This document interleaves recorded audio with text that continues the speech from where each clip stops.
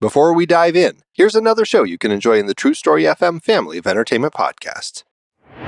Hey, movie lovers, I'm Pete Wright. And I'm Andy Nelson. We are the hosts of the Next Reel Film Podcast. If you're passionate about films like we are, you'll love our show. Each week, we dive deep into a movie, discussing everything from the story and performances to the cinematography and score. Not to mention budgets and awards. We have covered iconic series like Francis Ford Coppola's The Godfather trilogy, examining themes of power, family, and the dark side of the American dream. We've explored the works of groundbreaking directors like Catherine Bigelow, discussing her mastery of tension. We've looked at heist films, great car chases, great years in film, couples on the run, and more. Our discussions go beyond the surface, examining what makes each film tick.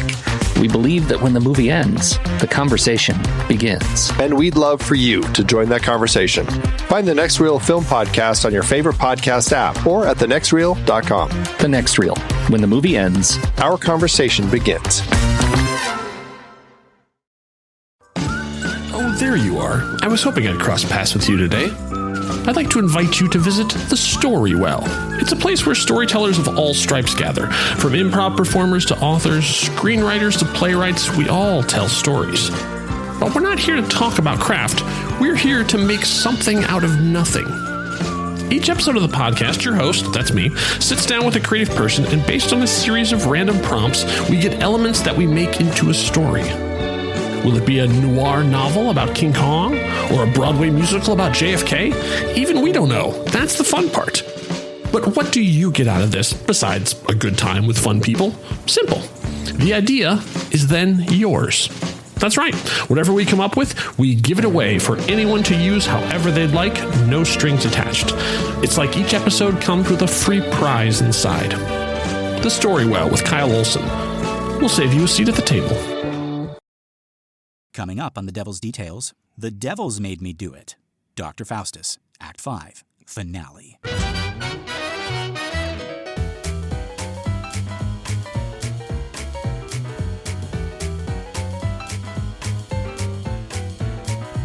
Good morning, Star, and welcome to another episode of The Devil's Details, a show where we dig up, decipher, dissect, and deconstruct the many forms of the devil. One of my names is Lester Ryan Clark. And I sometimes go by Keenan Diaz. And we're just two lost souls hitchhiking down the highway to hell. Last time you'll remember, Faust had been reduced to performing private magic shows, I guess, for royalty and such. He gave Benvolio his horns, and that's how you know. That's the story of how Benvolio got his horns. If you've been wondering, Romeo never mentions them. Yes, just being polite. All these productions I see of Romeo and Juliet, and Benvolio's walking around with no horns on his head, and I'm like, this is bullshit. All right. But yeah, folks, that was the last act. It was basically him giving these two kind of like private shows. One where he summons Alexander the Great and his paramour Thais for the Holy Roman Emperor, and then he goes to the Duke of Vanholt and the Duchess, and it gets a little saucy. Well, no, I guess a little jammy because there's grapes involved, and the Duke gets a little jelly, if you know what I'm saying. Oh, but then he accepts it. Yeah, and then he accepts it, and they, right. Because he's a cuck. No. But no, and then they all go off together and give Faustus his reward, and that's a steamy chapbook for another show. Yeah. But yeah, folks, this is it. This is the final act. This is when someone comes in to save Faustus, or Faustus saves himself, or Mephistopheles is like, we've had all these adventures. I feel like I've grown as a devil, and you haven't grown. You kind of shrunk, actually. So actually, maybe not.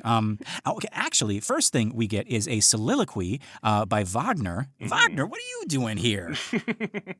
And why? Yeah, why? But no, he's a little worried. Yeah, I mean, okay. Before any of this, this play began with Wagner, and it's going to end on Wagner. What is our take on Wagner? Well, it wasn't how I remembered. I thought that Wagner was going to learn something or give some advice or something. So he's just kind of there, and then I don't know. We get kind of sidetracked with new Wagners of Rafe and Dick and the clown and yeah. Oh, and Robin. Robin's the other one. we said the other one. Rafe and Dick, but those are the same person. Yeah. Right, and Wagner is the clown, but the clown is Robin, and Robin is Rafe, and etc. Yeah, but Wagner has been there the whole time. The whole time. And he's there. He's kind of the last witness, but then again, not really. He isn't the last witness. It's actually some new characters that we introduce here. Yeah, but he reminds us that he's been here since Act 1. Right. Yeah. It's this weird, like, in the production I saw. For the role of chorus, he speaks for the chorus. So he comes out. He's the very first person who speaks in the play. He's the very last person who speaks in the play. And then within the play, he has this very small role as Faust's servant for some of the time. And then he leaves. He's there in the beginning. He goes and runs an errand, and then he meets these two scholars, and he kind of like shows them what's what. And then he finds one of Faustus's books, and he wants to become a conjurer himself. And your thing is like, okay, this is the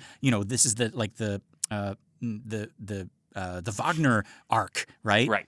The B plot, not to be confused with the B text. Exactly, right? But then in the very next scene, Wagner's gone, and Robin, who now has a name, right? Other than previously just known as the clown, has the book, and he's recruited Rafe. So Wagner's just like gone, except in this very serious kind of like, listen here, I'm going to tell you this story role. Right. So he started out as the chorus, and then he jumps into being Wagner, and then Wagner becomes the chorus. Right. Yeah. Well, that being said, I really do like the monologue he has here. It is very serious, and it's you said melancholy? Did I? I can't remember. I didn't say it. Well, let's say. Well, somebody said it. Who's in the studio with us? Oh, Mr. Mephistopheles. Oh, yeah. We thought he was up on the roof, but here he is in the studio. Right. Yeah, but Wagner's monologue is nice. It's just, he's I guess kind of saying out loud to himself or to us, right? Like that Faustus is going to die soon. Yes. Yeah, and so where does that leave him essentially? Right. Yeah, so he's a little worried about his master, right? Faustus has just given him all of his possessions, which only happens when someone has a change of heart or is going to die. And he opens the act saying, I think my master means to die shortly. So he knows what's up. But then he goes on to tell us that Faustus is partying like it's $14.99, drinking and feasting with the university crowd. He specifically says students. That feels so weird to me. So he graduated 24 years ago, I guess, at this point. I guess. But I graduated college like 24 years ago, and I hang out with college kids all the time. Okay. All right. It's my job, I guess. Oh, well, yeah. You mean like outside of class? No, not really. Not anymore. I'm not cool enough. They don't invite me out anymore. But yeah, I mean, is Wittenberg, it was a different time, I guess. That's right. Yeah. But yeah, so Wagner leaves, and Faustus comes in with these three scholars, right? And it's very clear they've all had more than a few. And the scholars are like, hey, Faustus, I know we've been together this entire night, but I want to tell you something right now since we've walked on stage. Don't you love that? And let's walk into the great room. Why? Yes. Continue telling me here in the bar room or the dining room. No, we need to walk into the great room here in the center. I want to do that. I want to like as I'm like walking around like with somebody in my apartment, like showing them around. I want to enter the living room and be like, right. So tell me again why. Right.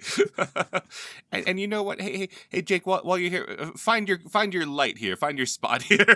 No, a little bit further here. Now say all of that again. For the last time, Jake. No, I am not going to. Yeah. Love it. But okay, so the thing that this scholar wants to divulge to Faustus, he's like, okay, so me and the boys have been discussing this for like months, and we have decided that the hottest babe in all of history is Helen of Troy. And we were wondering, Mr. Dr. Faustus, if you would do us a solid and conjure up an image of Helen of Troy. And Faustus is like, y'all came over just so you could look at Helen of Troy? And they're like, well, yeah, you're the only one who has Helen of Troy. Right. And he's like, I thought you guys were my friends. And they're like, no, we just want to see Helen of Troy. But no, actually, they say that after much debating, they have come to the conclusion that Helen of Troy is the shit. And this is Germany, so. Oh.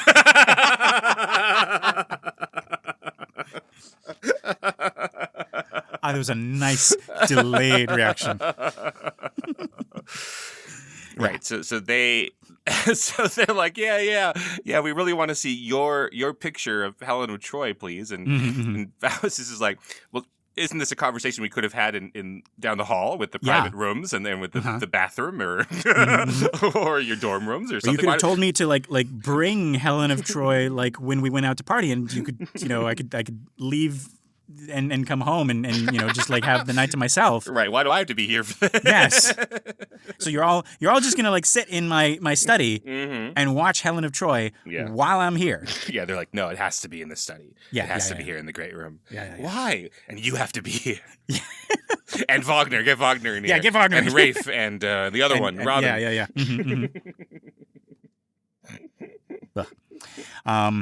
But yeah, so Faustus pops in his borrowed copy of Trojan Explosion, Volume 8. I'm very proud of that joke, actually. That's very good, very good. And so they witness this vision, and the boys all just quietly watch. And then suddenly they gotta leave real quick. So that was great. See you tomorrow. Bye. Can't even look him in the eye. It's like, All right, now that they've left, I want to go back to the stage description. So I'm reading this again from ElizabethanDrama.org, and sometimes they'll have commentary on the stage description where they're like, this description was added later or whatever. But this doesn't have this note, so I'm assuming that this is Marlowe's original stage description of these scholars. So it says, enter Faustus with 2 or 3 scholars. Like, why can't he just pick one of them? Is it 2 or 3? Or 3 scholars, right? I've never seen that before. Like, you all pick. It's either 2 or 3. Yeah, like whoever you got around, I don't know. Wagner's probably not busy. Just grab him. But I think it doesn't, if it is this, which I think it is. I think I think it is masturbatory. It is like, hey, we're going to Google this. But if it's just 2 of them, and it's like, hey, me and the boy... Yeah, here, right. It's not me and the boys. It's me and the boy. We want to look at Helen of Troy. Can you show me and my friend here? Helen of Troy. That does bring a different color to this. It does. Yeah. It depends. It depends on which volume of Trojan Explosion you're watching.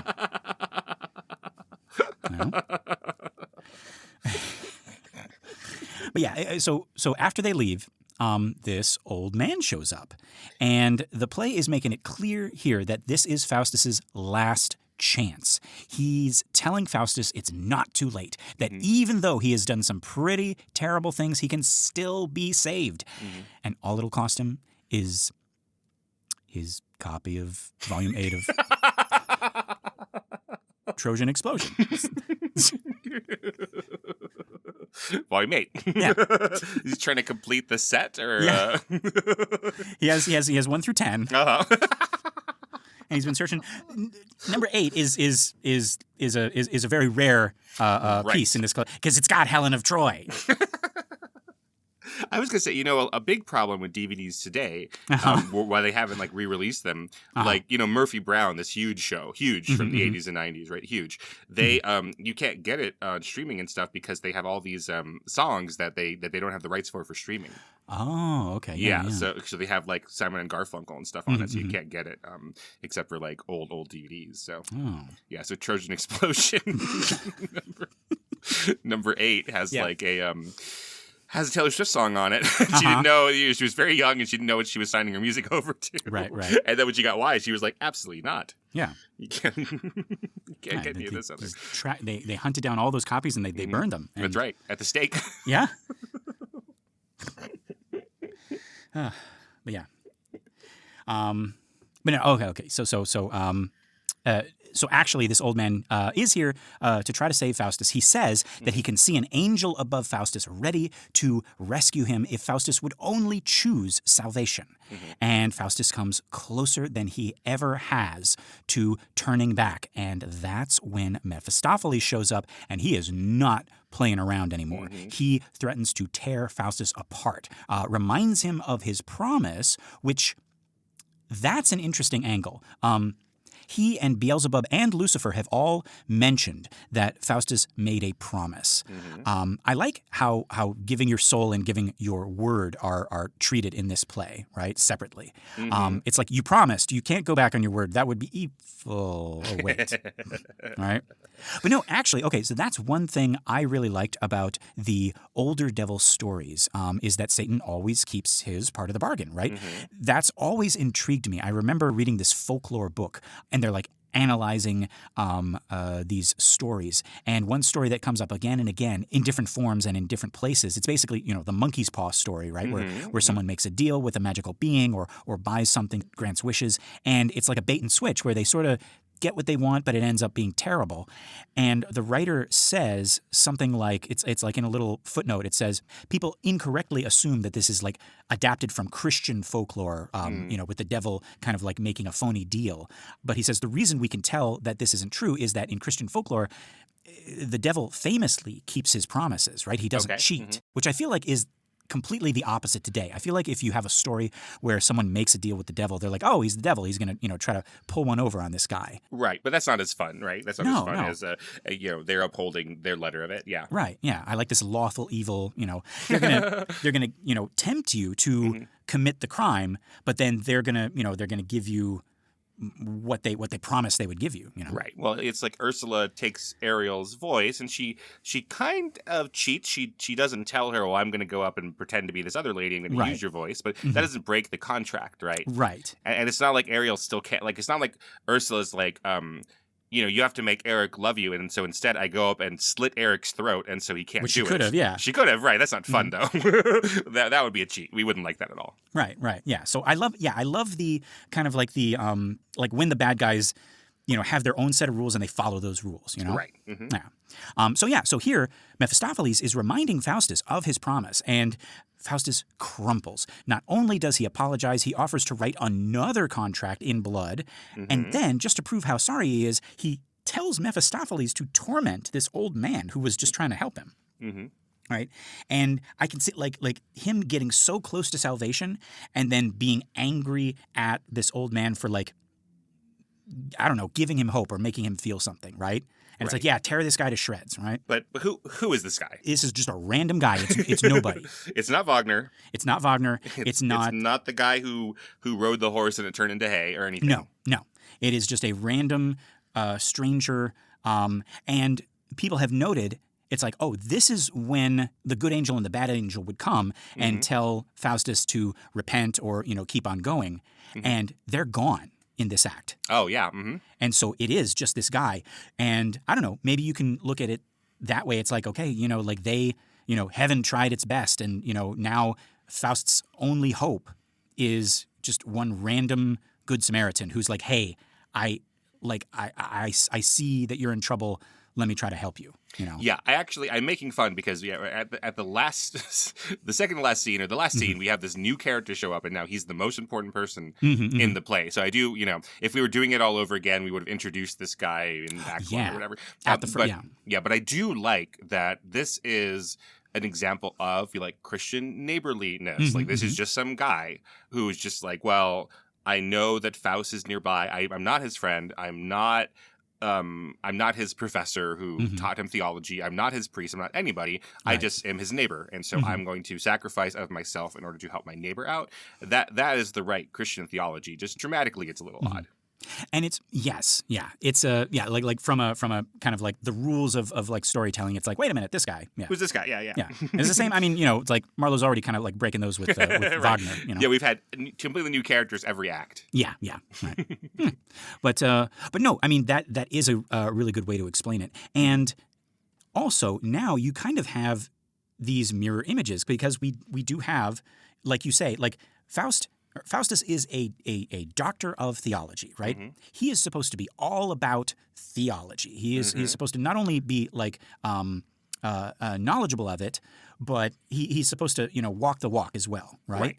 And he's not. He's like the exact opposite. And then you have just this old guy who like in versions I've seen, like he's kind of dressed kind of poorly, like a beggar or something like that, right? Mm-hmm. And he is being who Faustus should be. Mm-hmm. Right. Mm-hmm. He understands the scripture better than Faust, who studied it. Exactly. There we go. That's what I was trying to say. Right. Exactly. Yeah. Yeah. So all that's great. Give him a name or at least or something. Right. Yeah. And I like this part too, right? So in his like frustration and his anger, and I guess probably anger at himself for like being cowardly. Faustus orders Mephistopheles to torment this man. Mm-hmm. And I like this part too, right? Mephistopheles admits that he can only hurt the old man's body, not his soul, because his faith is too strong. Again, give me devils with rules. I don't know why. I just really like when they operate on that invisible lattice work of rules that we talked about before. Mm-hmm. Right? Mm-hmm. But it also implies, right, that like that Faustus's soul is already corrupted enough that reminding us of that it's not just that Mephistopheles is like, yes, in here he's threatening to tear him apart, but it's by having this reminder that he can't actually do that. He can actually do something that would corrupt his soul, just the body. Right. I think it's showing us where Faust is in this arc. Yeah, I really like this because so many times, like both the writers of the B text and Faustus himself are like, it's not my fault. The devils made me do it. They're keeping me from repenting, right? Mm-hmm. And like every time he's about to change, they show up and it's like, don't do that. And and that would be true, except for the fact that Faustus like just flips so easily every single time, right? It the bad angel is like, yeah, don't do that, and he's like, okay, it's not a lot of work, right? Yeah, and now Faustus is getting desperate, right? The clock is ticking.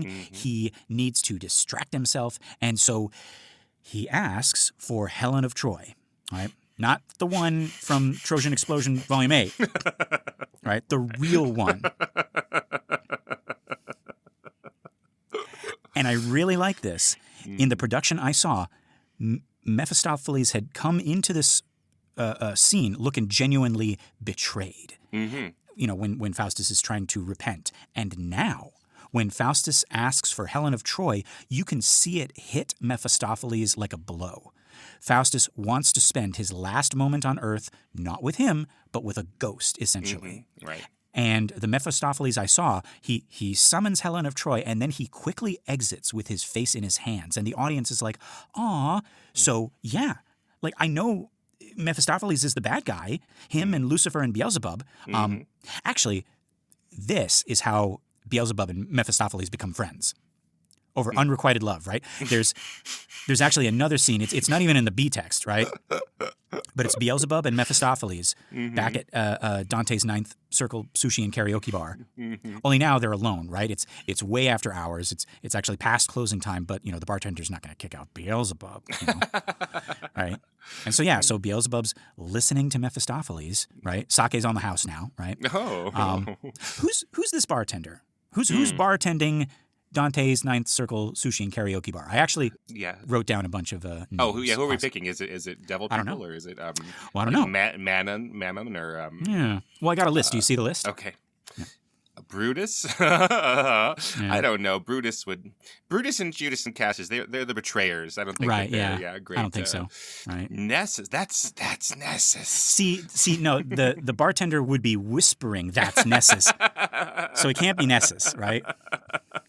So Medusa, possibly. yeah, all right, she could be a good bartender. You just can't really go to her for advice, and you can't look her in the eyes. And ask. Right, yeah. Chaco the pig. Yeah. He's covered in shit, right? Isn't he? That's true. Yeah. We don't want to. He seems like a regular at the bar, but he wouldn't be the bartender. Right. We have Minos and the Minotaur, right? Yeah. His son creation. Mm-hmm. Minos is judgy, but in a good way, I think. He's a good sense of character. Uh-huh. Yeah, so he could be washing those glasses, and he was like, "What do you think, Minos?" And then his tail wraps around like, it's like, I think it's past quitting time. You gotta get out of here. Yeah. Right. One of the 7 princes. Do we have to go through all of them again? But I can't think of Asmodeus and well, I mean, Beelzebub's right there. So Beelzebub. right. Yeah. Captain Howdy. Oh, he'd be one of those bartenders. Have you ever been to a bar where they do Tom Cruise cocktail style, like throwing shakers up in the air? And okay. Yeah, that's what Howdy would do. It's so cool to look at. It's not cool when you're trying to buy a drink and the line takes forever because he's got to take 3 times as long to do this thing. But it's pretty neat to look at. Yeah. Yeah. I think he would be like of the people I wrote down. I like him as a bartender. Yeah. Yeah, that'd be fun. He'd be a good time good time Howdy. Yeah. Pazuzu or Lamash too. It'd be great if they own the bar together. If it was both of them? Yeah. Yeah, and they have to continue on having this ex-demon wife, ex-demon husband together owning this relationship. bar.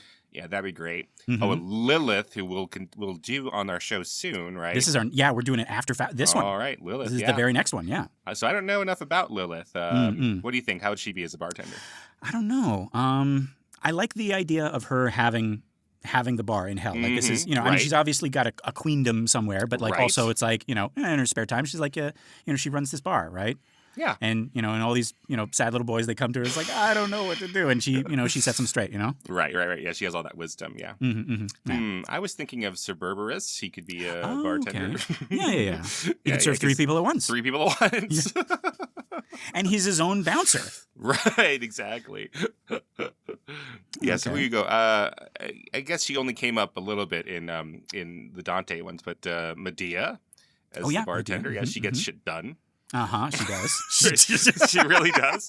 If you ask her to do something, she'll go she'll to the extreme to get. Yeah.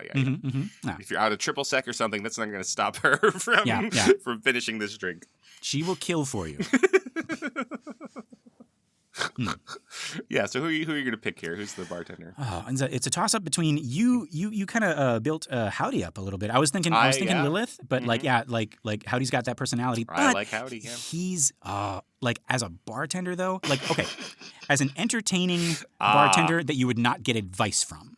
So he does like the dueling pianos at the dueling piano bar. He does both of them. Yeah, right. But you wouldn't be like, Howdy, what should I do? Because there's a whole movie about someone asking Howdy for advice and it not going very well at all. You should kill your mother. Yeah, right. Push that guy down the stairs. Yeah. So I'm gonna go with Lilith actually. All right, great. In honor of our next episode. Yeah. Oh yeah, it's a sneak peek. Yeah. I'm actually really really excited. I discovered something about Lilith that I'm pretty sure you don't know yet. Otherwise, we would be talking about it on the show. No. Numerous things have come up, and I'm like, So I'm excited I don't for know you enough to about discover her. it. Not at all. Yeah, I'm looking forward to it. Oh boy. And folks, if you know what I'm talking about, shh, quiet. Yeah. All right. But anyway, yeah. Okay. So we got a bartender here. Yeah, it's gonna be Lilith. Hold on a second. Yeah. Yeah, folks, if you know it and you want to keep it from me, you put it in our outline, but then you go and highlight it and you change it from black to white. Yes. So that I don't see it. It's a surefire way that no one will ever see it until it's revealed. Right. Yeah, that's how they won Troy. They were like there used to be armies out here, but I don't see anything here. It's been whited over with this big old horse. I don't know. Yeah, there's kind of a blank spot here next to this horse. Yeah. I don't know. So, and then there was an explosion. I mean, yeah. Okay, but no, folks. I know Mephistopheles is the bad guy. Him and Beelzebub and Lucifer, and we're supposed to be rooting for Faustus, or maybe not. Maybe Marlowe is also like, yeah, fuck this guy. See how many opportunities he's been given, and how he's doing this to himself. I asked this before, but like, how are we supposed to feel now whenever Faustus, like, almost redeems himself? Right, Like, at this stage. And he sells the old man out. Yeah. Yeah. You know, there is a version of this, like some interpretation, if you're playing Mephistopheles and Lucifer and Beelzebub, where you are not the Lucifer of the New Testament, you're the Satan of the Old Testament. And all of this is to be on God's side, right? And you really are like testing Faust and like giving him every opportunity, and then just seeing that he is, unlike Job, he is not worth God's salvation. Yeah. If I remember correctly, that is the Goethe version, where Mephistopheles, I think it can be argued he's actually the devil. And there's like a scene before we even meet Faust, where it's like it mirrors the Job. So it's like, have you considered my servant Faust? Do you know my servant Faust? Right. Right. Yeah. But no, not this one. This one, they really want that soul, and they're doing a really good job of getting it, because Faustus is doing most of the work, actually. Right. Yeah. They scouted this correctly. Yes. This was perfect casting. Right. Maybe they have to. Maybe that's their rules and their backstory, that they have to give him all these opportunities, like for it to count in God's land or what have you. Right. And there's like, well, we don't have to worry about Faustus. He's not going to figure this out. Yeah. We tried this with Robin. We tried this with Wraith, and they saved themselves. But no, this guy, no. Yeah, I'm presuming that they're saved because they're not in Act 5. Oh yeah. So I presume, they're okay. Yeah. Oh no. I don't think they ever were in danger of anything. They just they got a hold of a book, and they said some words, and spirits popped out, and that was it. And they disappeared into chambers by themselves for half an hour, and came back out sheepishly looking at each other, and they were done with it. Yeah. And then Wagner's like, where's volume 7 of who stole? That's what it was. He Robin comes out, and he looks and he sees that he accidentally stole a magic book, and he's like, oh. He's like, well, I've placketed to worse. Right. Yeah. They lose, and like, well, better live my life in a devotion to Christ. Yeah. I guess. Okay, yeah, but okay. Back at Dante's Ninth Circle Sushi and Karaoke Bar, I'm saying that Beelzebub and Mephistopheles finally become friends because they're both they both got this unrequited love, right? Right. That Lilith helps them giving those drinks out, gets them to admit these things out loud to themselves, and then maybe at the same time, like, well, you have to love yourself first. You have to love yourself first. And I love like her is just like, have you boys thought of like talking to them of admitting your feelings? And they're both just like, it's a lot more complicated than that. And it's just like, I don't think it is. I think you guys are making it complicated. Just perpetually cleaning that glass.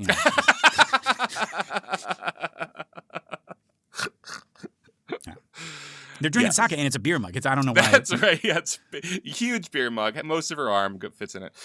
Yeah. So they look at each other, and they're like, "Oh gosh, we have more in common than we're not rivals at work." No. Right, and they and that's when the karaoke machine kicks on, and but we'll leave them to heal, and maybe in our other show when we're talking about. Something else, though. Something else. Yeah. But that's the thing here. We don't want to imply that they're going to fall in love just because they've gotten their hearts broken by somebody else. No. That's not what I was saying. No, they're just friends. Yeah, they're just friends. Right. I'm glad. No, I don't want it to be that Beelzebub and Mephistopheles get together. No, I wasn't. Oh, did you think I was doing that? No, I just want to make sure. Yeah. No, absolutely not. No. There's only one demon for Beelzebub, and there's only one lost soul for. No, actually, You know what, Mephistopheles, you can do better. Yeah, exactly. Yeah. Beelzebub, you keep working on what you're working on. Right. Mephistopheles, there's more fish. There's more leviathans in the sea. Right. It's something, what, like 50 billion people have died, I believe, right. something like that in the history of humanity. And if that's what you're into, you don't want to find another nice demon, then, you keep, looking, you keep searching the poor lost souls. That's Right. That's okay. That's okay. Yeah. Not that there's anything wrong with that. No. Mrs. Mammon just is like, no, I don't have anything against it. It's just Right. I was raised in a different time.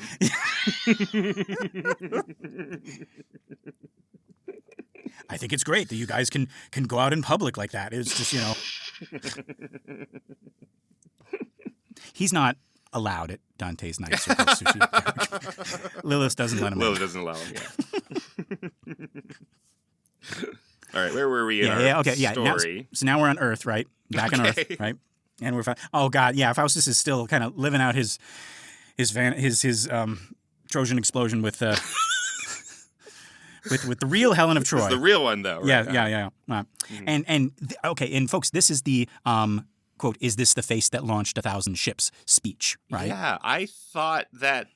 I didn't remember that that's from this. I thought he was like quoting Shakespeare or something. Mm-hmm. But no, Marlowe did it. He didn't need to quote Shakespeare. Yeah, he's got his own stuff. he does plays, yeah.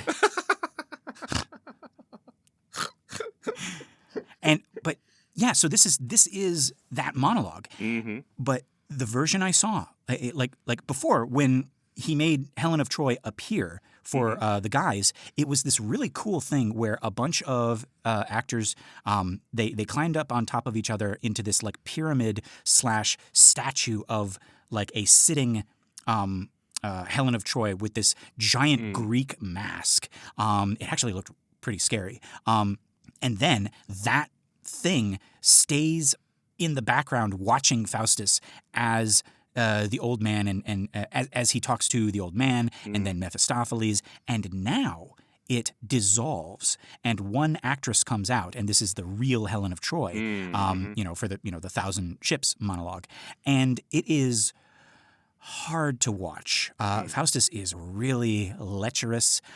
This famous monologue that is in all those like high school booklets, those chapbooks, right? Men's dramatic monologues, blah blah blah, volume 8, is being performed in the grossest way possible. Helen is just standing there, and she looks young compared to Faustus. And Faustus just keeps kissing her as he monologues, and she has like no reaction other than she just looks really, really sad.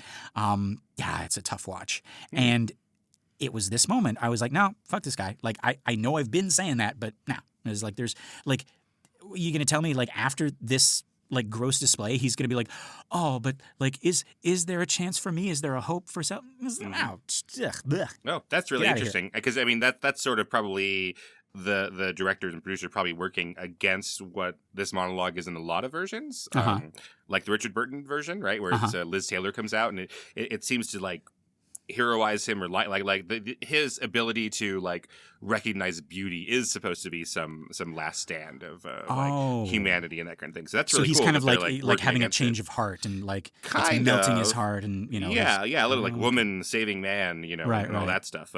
So yeah, that's really interesting. I haven't heard that interpretation before. Yeah, no, because of course that is what's happening. Like why is he trying to see Helen of Troy one last time? Yeah. Instead of an image of his mother or, or his priest or anybody in the history of the world. Yeah. No, he wants to see Helen of Troy. There's no question as to like what he wants this for, right? Yeah. Now, meanwhile, this old man is getting tormented by demons. Yeah, remember him? Why is he getting tormented by demons? He's getting. Wait, was that a serious question? No, I was just trying to have you remind us. Yeah. It's because this guy who's kissing this teenage girl on the neck told everybody to torture him. Yeah. Yeah. So and it's like happening on the same stage. So this so Faustus is kissing on Helen, and like meanwhile like on the other end of the stage is yeah. And he's getting tortured, but he is holding on to his faith, and there you go. Folks, on the same stage, we got this guy who has lost his soul, burying himself in earthly pleasure, while this other guy is literally being torn apart, but has already been saved, like by his own virtue, Yeah. And All right, folks, this is it. We have reached the final scene. Faustus's last night on Earth. He is back with those scholars from before, and he turns around and he's like, weren't there 3 of you before? 2 or 3. There's 2 or 3. Yeah. But the party atmosphere is gone, right? The scholars can tell that something's up. Faustus keeps sighing, and he's jumping at shadows, and he's talking about eternal death. And they keep asking him what's wrong, and he finally breaks down and he tells them everything, right? He says he is even less deserving of salvation than the serpent who tempted Eve. Actually, his friends, don't clock anything wrong yet, because that's how Faustus always starts when he bemoans his fate. When they're out of Cheez-Its. Yeah, right? Like, I deserve Cheez-Its less than the serpent who tempted Eve. Yeah, right. It's like, and here again, we're seeing, because, he says consummatum est when he signs, the contract in his blood, right? It is finished. It is accomplished, right? And now he's quoting, he is inserting himself into the Bible. Right. Like he fancies himself a biblical character, and that's how I read it. Like everyone's like, "Oh man, it's so poetic." Faustus is believing that he is beyond salvation. No, he is talking about himself like he's a character in this great drama. He's not, like, again, this is just his ego. Like, I am less. If he actually said, no, I'm worthless. God wouldn't want me. I've done so many bad things. Then I'm like, okay, maybe I believe you. But he's like, no, I'm lower than Lucifer. The serpent who tempted Eve. It's like, this is all of hell cannot contain my sins. Dude, come on. Your head is so big. But anyways, he's the kind of guy who talks about himself in the third person. So yes. Like, Faustus deserves it less than the serpent who tempted Eve. So it's like, yeah, right. Well, if you're going to do that, bruh. Yeah. But then he finally tells them that he sold his soul to Lucifer. And I was joking before, but like, it's interesting how they react. They believe him, firstly, right? This day and age, it's like, yeah, okay, that's a thing you can do. And they're properly shocked and appalled, and they don't immediately leave him. Like, I was trying to wrap my head around the loyalty of these friends. This is a guy who hurts everyone and everything he touches, right? You called him toxic in our last episode, and I agree. Like, he is a poison human being, and I cannot imagine that he treats these guys, his friends, any differently. And yet, when they discover that, all this charm, all this money, this power, these great deeds come from a contract with the devil, they want to stay and help him. They urge him to pray to God. They offer to pray with him, for him. And even when he tells them to leave, they refuse, and instead they go into the next room, leaving him alone, but, not completely alone in his final hour. Yeah, that's kind of him telling them, if you can't be here at the very least, if you must stick around, you have to go over there and be wary. There's going to be all this terrible noise you're going to hear, and I want you not to come in here. Yes. No matter how manfully I try to fight against the claws and the teeth and the flames, and no matter how bravely I challenge the denizens of the deep, you must not come in here, for it would shrivel your souls. Right. Yeah. And then immediately he calls out, "Please, scholars, come in here. Both of you, all 3 of you, or whichever. Yes. Come on in. Bring Wagner. I need 2 or 3 of you, and any servants you find out there, actually. Wagner or any of them. And if anyone has these souls they could spare. Yes. Please, come in." Okay. Volume 8 and 9. To keep. You can keep them. Yeah. But yeah, now we get to watch this man completely fall apart. He starts begging time itself to stop. He wants the clock to freeze so midnight never comes. And yeah, now he wants time for repentance. Now he is reaching for heaven, but he can feel hell pulling him down. He's pleading to both God and Lucifer, and actually he seems more afraid of God. He has a vision of God's angry face looking down at him, and he asks the mountains to fall on him and hide him. We saw this imagery before in Paradise Lost, right? During the battle in heaven. Remember, the good angels were like literally throwing mountains on top of Lucifer's army, and then later, when the sun comes in his chariot, the fallen angels flee and wish they could hide under the mountains again, right? And I was like, oh, what a cool coincidence. But Keenan, I feel so dumb. Milton and Marlowe must have got it from this passage in Revelation. Okay. This is chapter 6, verses 15 to 17. It says, quote, "Then the kings of the earth, the princes, the generals, the rich, the mighty, and everyone else, both slave and free, hid in caves and among the rocks of the mountains. They called to the mountains and the rocks, 'Fall on us and hide us from the face of him who sits on the throne and from the wrath of the Lamb. For the great day of their wrath has come, and who can withstand it?'" Okay. That sounds right, yeah. Yeah. Personally, though, I like the idea that Faustus is so ashamed that just seeing God's face, angry or not, is like too much for him, and he wants mountains to fall on him to hide him from it. Right? Right. Yeah. But yeah, the clock hits 11:30, and Faustus tries to negotiate with God. And I like this, right? He assumes God will be similar to where, he can haggle and deal, and maybe he can sign a new contract, right? And he lays out the terms. He's like, let Faustus live in hell 1,000 years, 100,000, and at last be saved. And when that doesn't work, he starts cursing everything, his soul for existing, his parents for having him, and finally, honestly, himself and Lucifer. Right. And Lucifer is actually there in the B text, right? He actually opens this scene. Yeah, he and Mephistopheles and I think Beelzebub and a bunch of other devils have gathered to witness this contract come to a close. In some versions, the good and bad angels also come back, but they're no longer trying to win Faustus. The good angel is lamenting, like, if you had only listened to me back when I tried to help you like a bunch of times. But now it's too late. And the bad angel is sort of like gloating and telling Faustus that he's good for nothing except the fires of hell.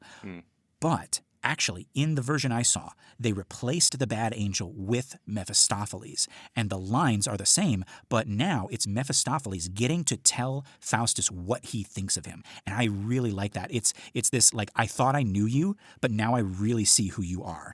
And Faustus turns from his supplication and he curses Mephistopheles. He's like, it was you. You tricked me. And again, I love it. Mephistopheles explodes. He's like, no, you did this. This is all you. And even now, you're trying to find somebody else to blame because that's who you are. And now I'm glad this is happening to you. But the way that this actor, Arthur Darvill, does this monologue, you can see that Mephistopheles is not happy about this. He's not happy at all. He's hurt, he's betrayed, and he's shouting at Faustus, and they've managed to make us feel for Mephistopheles, even as he and Lucifer drag Faustus down to hell.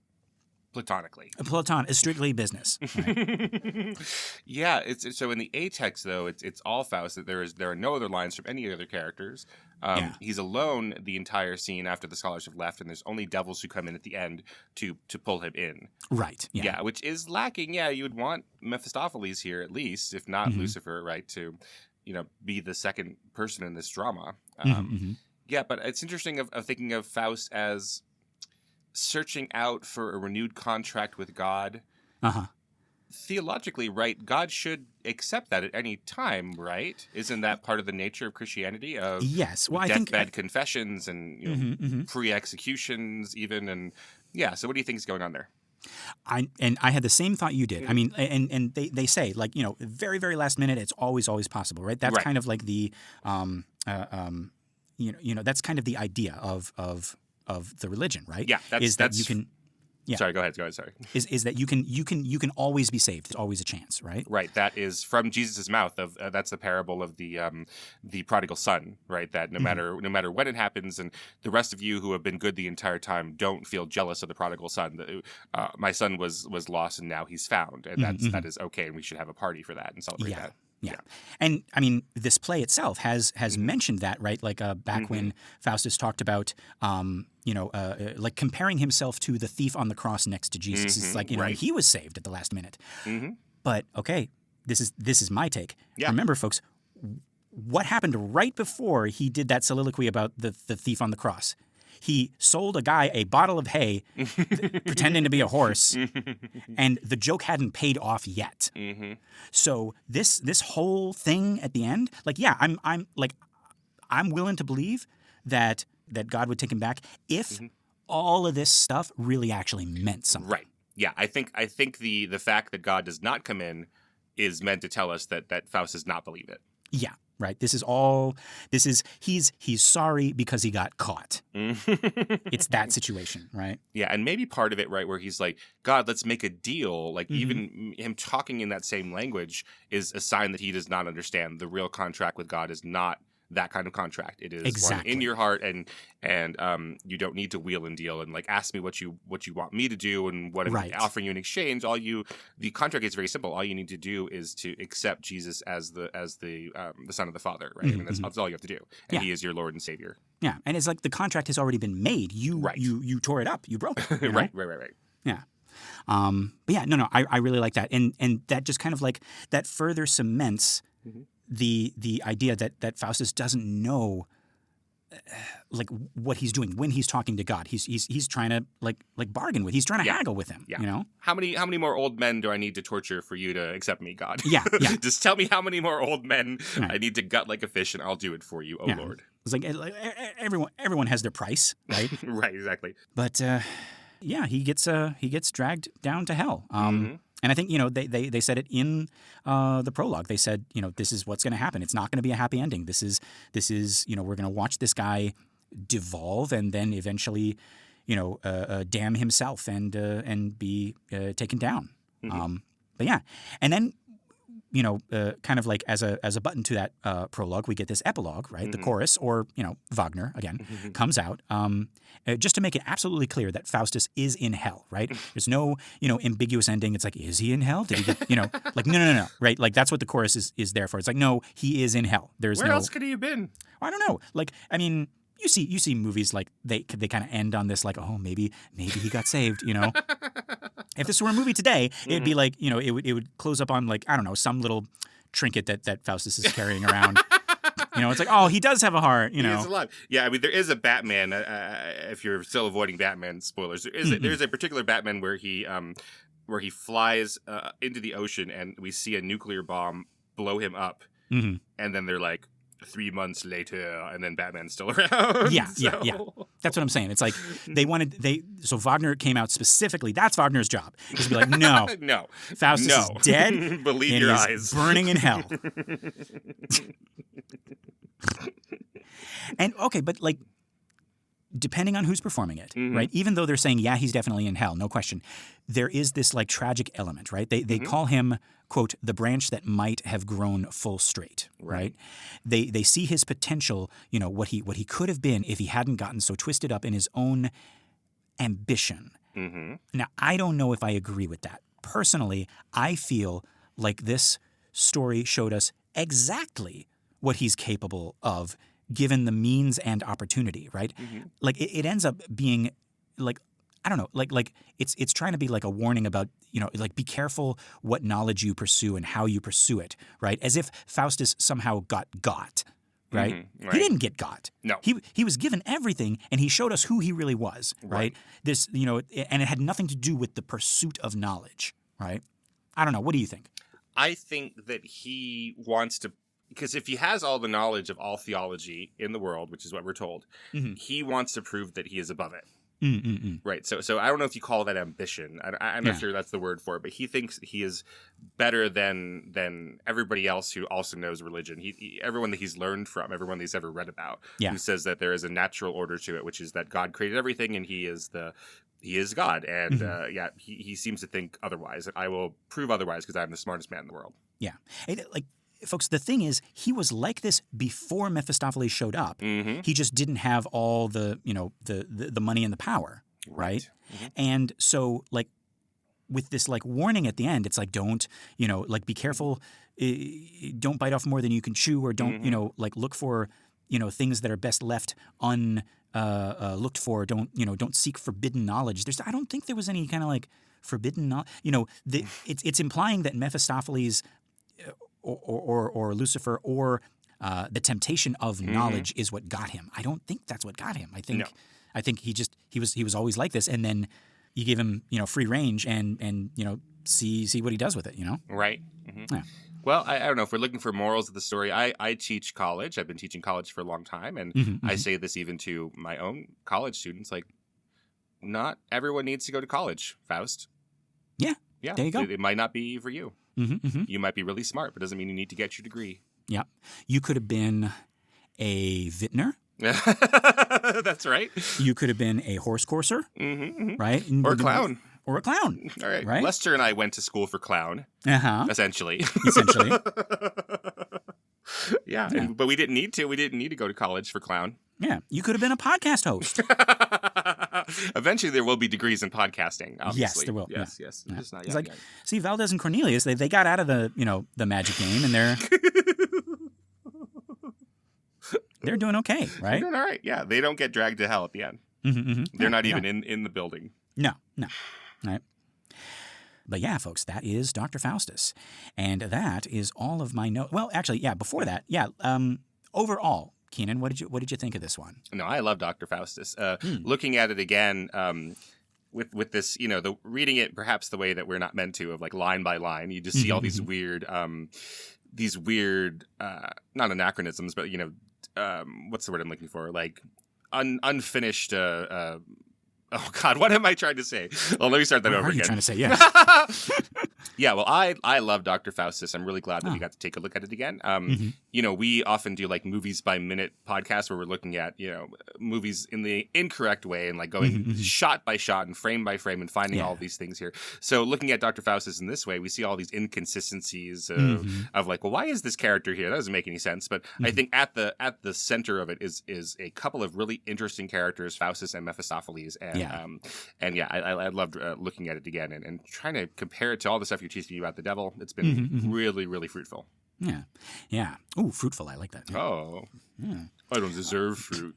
No. You deserve fruit less than the serpent that... No, actually, that works. Actually. No. Anyway. Yeah. But no, and I'm excited to explore the Faust legend in its other iterations, right? Like Goethe's Faust and the opera. But I wanna space them out a little bit because I think you guys are gonna be tired. It's like another Faustus thing. It's like yeah. So we'll do Goethe a little bit later. First, like we promised, we're definitely doing a thing on Lilith. I think I'm really excited about that. I've already started the research, and I have accidentally stumbled upon a really interesting fact that I don't think Keenan has found yet. I don't think so. Because I think it would be the first thing he says to me when we mention Lilith. All right. Given the type of shows that we've done in the past. So I'm excited for you to find that out on your own as well, Keenan. Oh, very cool. And I'm excited to drop it. Okay. Yeah, and I'm looking forward to showing you the F.W. Murnau German movie of Faust from 1926, I believe. It's really great. Yeah, that's all going to be fun. But yeah, for now, that is all I have on Marlowe's Dr. Faustus. So that's all my notes. Keenan, how about you? Anything else? Well, yeah, I wanted to say some things about that Marlowe has invented, some words that Marlowe has invented. Ooh, okay. Folks, this is actually really, really fun because, like, I tell my students all the time, I have this big chart of words and phrases that Shakespeare is purported to have invented, right? Words like nightmare and lonely, and then, not an eye for an eye, what else? All's well that ends well, and and all these other phrases that are attributed to him. So, oh no, this is fun to hear what Marlowe has come up with. Yeah, again, this is from elizabethandrama.org. These are the end of the A text says Marlowe's invented words. Like a lot of writers of his era, he made up words, and these are coming from the A text of Dr. Faustus. So these are words that he has coined or used in a new tense or a new sense, right? Okay. So I'm not going to read all of them, but we have centric. Really? It's so weird. Whatever. Yeah, it's like that doesn't seem like it should have been invented, right? That seems to it just seems like it should always be there. Yeah. Yeah. Companion prince. Okay. Concise. Really? Apparently, yeah, concise. Wow. Depth to mean profoundness of thought. No. Apparently, I don't know. That's what they're saying, that he came up with a metaphor that your profoundness of thought was depth. So before that, like, depth only like meant literal depth, like the depth I of guess. the ocean. Right, the depths of your soul, maybe? Or I don't know, maybe, yeah, but yeah. Oh, that's deep, I suppose. What a deep thought. That's Marlowe's invention, apparently. Wow. Equivalence to mean equal parts. I don't know what it would have meant before. Oh, geez, yeah. I like this. I don't think we use this today, but kill devil. Kill dash devil. Right, okay, yeah, all right. Okay, that Robin says that at one point when he's getting pestered by Bilfagor and Billy Bob. Billy Billiken. Yeah, there we go. But he's like, you kill devil, get away from me. Well, no, he says, what is this? Like, it's like, right before that, he's like, let me, just you summon those devils, right? Devil comes up to me, I'll kill him, and then they'll have to call me Kill Devil. And, so he's the Kill Devil. Yeah, that's what he says. And I'm okay. like, what? And like everybody laughs in the audience, and I'm like, what am I missing? Like, why is that? What is that? That's great. Was that like a common name? No, I guess he invented it. But okay, but what? What does the text say it means? I don't know. It just says he invented this word, Kill Devil. Because what I was expecting, and this is way back in like I think Act 1, but he says it as if it was already a word, and he like stumbled upon it by accident, like, and that's the invention of the word, right? Like he's like, oh, what's an example? Like, I designed these new shoes, and but then when I put them on, I slipped and fall, so I call them slippers. That's what I thought he was doing. Right. Like Kill Devil was like, I don't know, a name, because they have names, they have weird names back then, and so I was like, okay, Henry Kill Devil, or whatever. I went to brunch and I ate avocado toast, so they call me Eat Avocado Toast. Yeah. Is that all it is? Like, I guess so. All right. Let's move on to those other words. Okay. Proficient. Wow. So that's the first time we had proficient. This one, I don't understand how this could be true. But sonnet. That one, if you...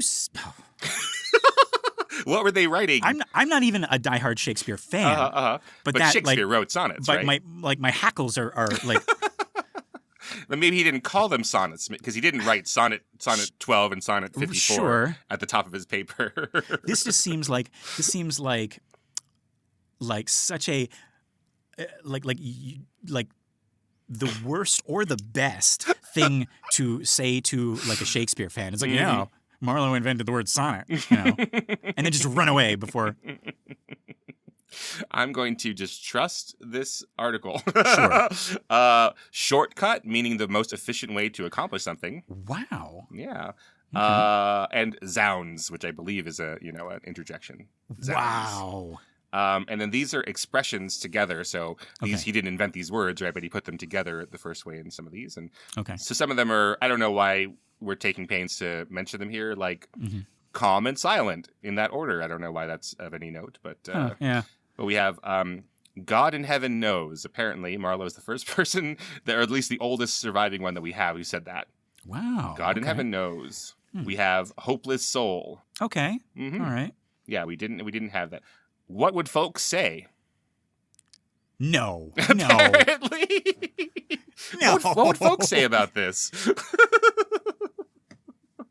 Robin, what would folks say about you going into the room with Trojan Explosion? Volume 8. You mean to tell me that people weren't like... I don't know how they would have said it. That's such a natural thing, though. But they probably said it in some other way before. Like the neighbors would say things about this. Yeah.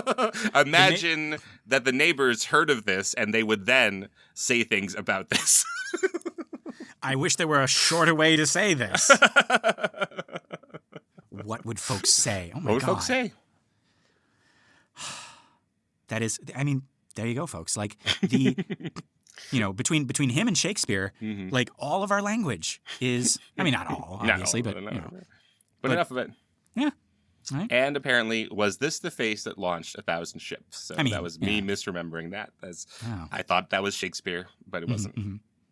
Every single time I hear that, like in, like when I was younger, like in cartoons and stuff like that, it was always like, I always thought it meant like somebody really ugly. Probably because it was like Daffy Duck in a dress. Right. It's like the face that launched 1,000 ships. Doc, I don't think that's the face that launched 1,000 ships, Doc. But I don't know why. I just have the imagery in my head that like of a literal, like the face is like some kind of like, I don't know, port or something like that.